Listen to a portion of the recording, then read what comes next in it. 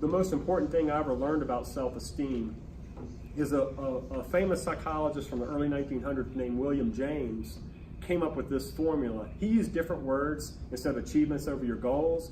He used like aspirations and some other flowery, 1900 speech that I don't use, but it's basically your achievements over your goals. And it's a fraction. So there's two ways to make a fraction bigger. Like if I had a fraction like 1/2.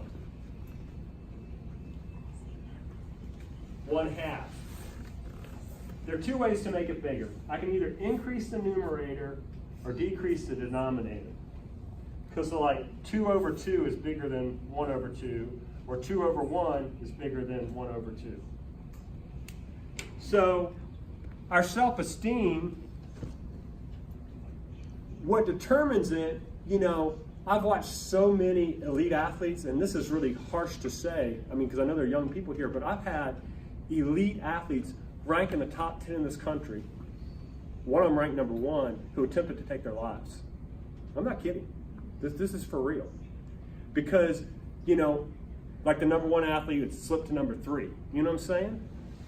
And if I got out, let's say his sport was running the 100 meters and he ran it in, 9.6 or 9.7. If I hit that, I'd be like, woo! I don't do any of the social media, but I would start it up, But for him, his goal was so high that he attempted to take his life. And I had the same thing go with the female athlete, top 10 in objectively ranked sports where you could tell they were really that high in the country.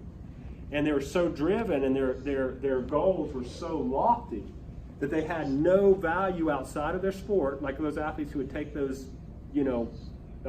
pills or whatever, pills to perform at their best and then die. That all their worth and all their value is going into, and I know some of you all put all your value into golf, and that's not good. This is kind of judgmental and maybe wrong, but I don't mind you putting your value into how hard you're trying to be a good person, how hard you're trying to do well. Maybe we shouldn't judge ourselves in those ways either, but if you're gonna judge yourself by effort and don't compare yourself to others. Your self-esteem is all in that denominator. I learned early on that you're not going to achieve your way into self-esteem.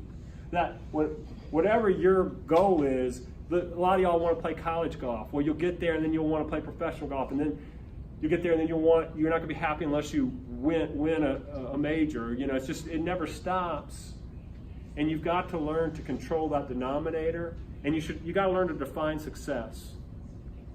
And defining success properly is going to be the difference between you feeling good about yourself and having a good and happy life versus you hating yourself and driving everybody around you nuts and not having a good life.